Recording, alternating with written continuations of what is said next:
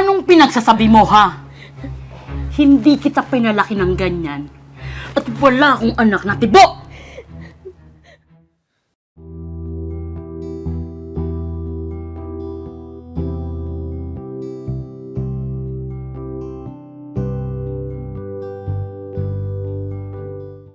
Ano na, Cherry Lou? Tagal-tagal ko na naliligaw sa'yo. Kailan mo ba ako sasagutin? Pati nga nanay mo nililigawan ko na rin, pero wala pa rin. Alam mo, mas maganda sigurong itigil mo na lang yung panliligaw mo sa akin. Kasi ano? Alam ko na. Kasi ganito lang ako. Walang pera. Hindi gwapo. Ano pa bang dapat kong gawin, Cherry Lou? Ano kulang sa akin para magustuhan mo ako? Basta, hindi pa kasi ako ready magka-boyfriend. Saka, priority ko muna dito sa bahay. Alam mo naman kami na lang inanay yung magkasama, di ba? Kaya, ayoko munang isipin yung love life. Marami pa akong pangarap para sa amin ng nanay ko. Di ba sinabi ko naman sa'yo na handa kitang tulungan sa abot ng aking makakaya? Kung anong meron ako, hindi naman kita pagdadamutan. Kasi gusto talaga kita. Ayokong paasahin kita sa wala. Kaya, tigilan mo na yung panliligaw mo sa akin, JL. Alam ko, may babaeng para sa'yo na mas deserving kesa sa akin. Kaya please, tigilan mo na ito. Ayoko saktan ka sa huli. Kapag talagang wala kang napala sa akin, di ba? Sige. Kung yan desisyon mo, i-respeto ko. Paano? Alis na ako. Makisabi na lang din sa nanay mo na umalis na ako. Maraming salamat, JL.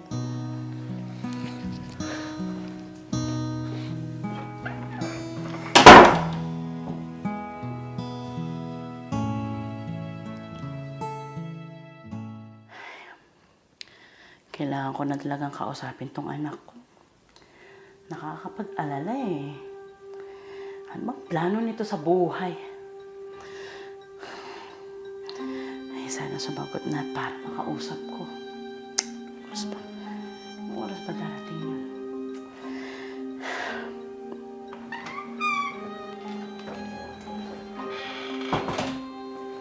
Magandang gabi po, Nay.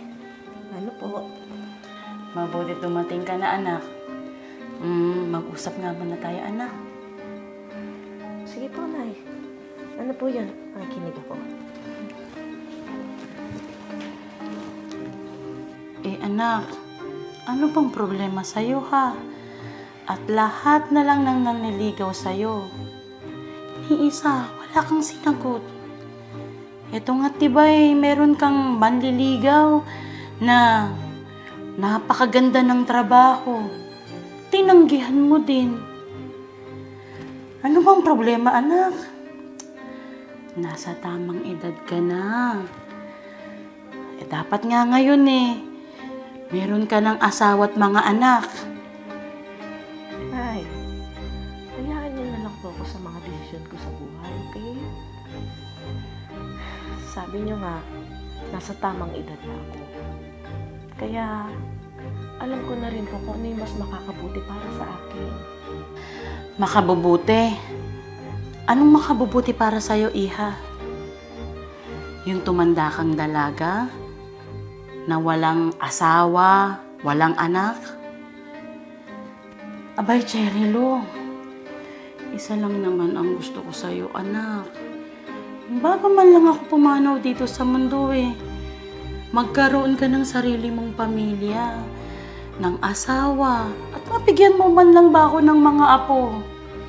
Nang sa gayon naman panatag ako na may mag-aalaga sa'yo. Bago man lang ako mawala dito sa mundo. Nay, pagod po ako sa trabaho. Pwede po bang magpahinga muna? Tandaan mo, Cherry Lou, ina mo ko. Alam ko ang makabubuti para sa'yo. Makinig ka sa akin.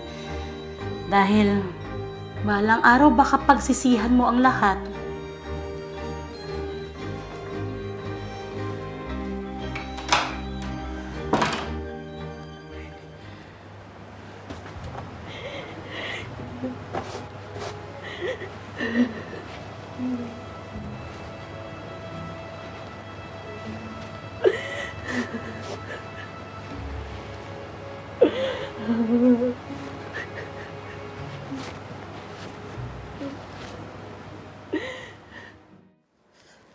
Nasaan na ba yung anak kong yun, ha? Kahapon pa, hindi ko nakikita. Hindi ata umuwi. Nag-aalala ako nitong babaeng to, eh.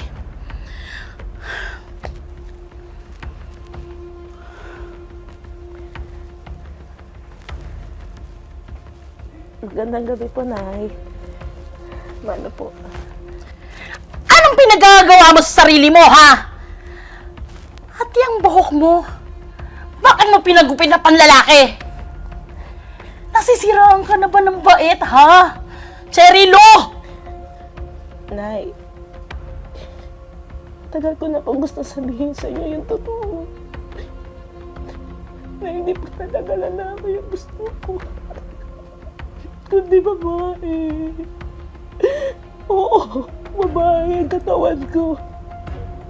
Pero puso ko, Nay. Puso ko, lalaki. Sorry, Nay. Kaya kahit kailan, hindi ko po kayo mabibigyan ng apo. Dahil babae din po ang gusto ko.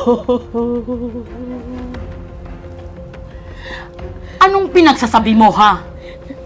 Hindi kita pinalaki ng ganyan. At wala akong anak na tibo! Bakit, Nay? Anong masama sa pagiging tibo? Kahit ganito ako, naging mabuting anak naman po ako sa inyo, di po ba?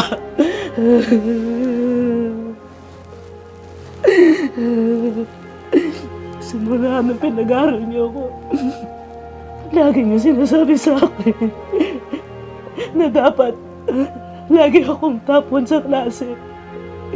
At kahit hirap na hirap ako, ginawa ko dahil gusto ko maging proud kayo sa akin. Oo. Naging honor student ako. Pero, hindi nga lang gaya ng gusto niya dahil second honor lang. Pagka-graduate ko, nagpursige ako maghanap ng trabaho. Para matulungan kayo sa lahat ng pangangailangan dito sa bahay.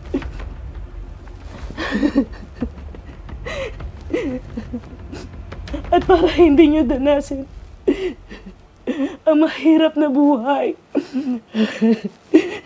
Hindi man ngayon, pero nagpupursige ako. So ano? Sinusumbatan mo ko niyan, ha? Hindi po sa ganun, Nay. Ang punto ko po dito, bakit parang kasalanan ko na ganito ako?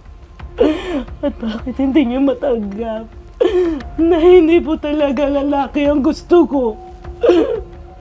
At kilos lalaki talaga ako.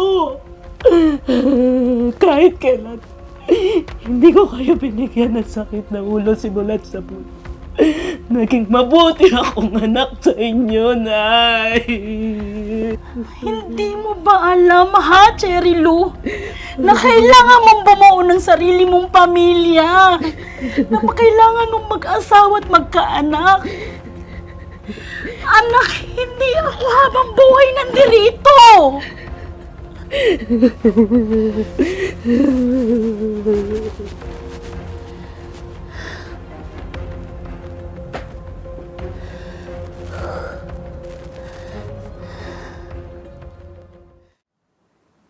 Kailan kaya darating ang anak ko?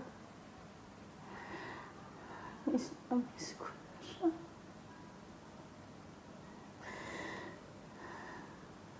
dumating na siya ngayon.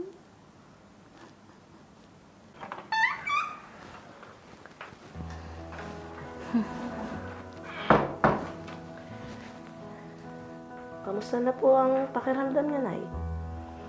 Mabuti na lang po at tinawagan niyo ako agad. Pasensya na po kayo kung ilang araw din ako hindi umuwi dito sa bahay. Kasi, pakiramdam ko po, ako ang dahilan kung bakit nanghihina kayo ngayon.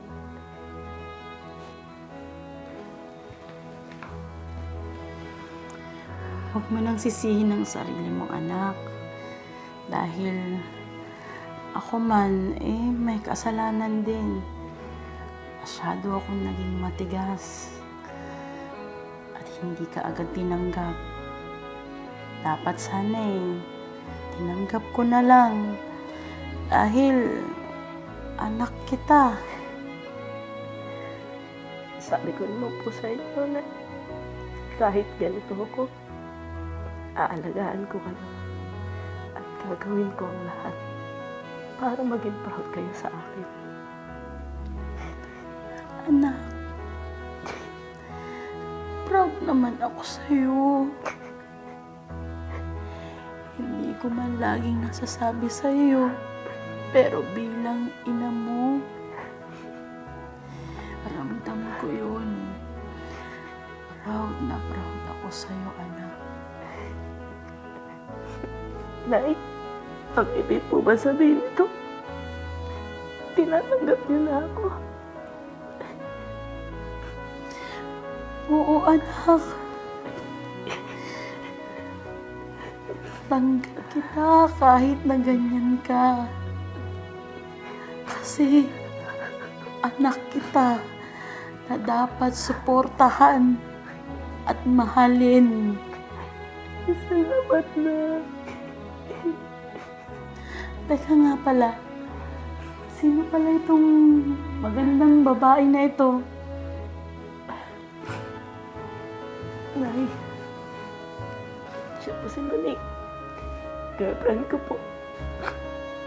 Kamusta po kayo, tita? Nagpagaling po kayo at nice to meet you po. Nice to meet you rin, Iha.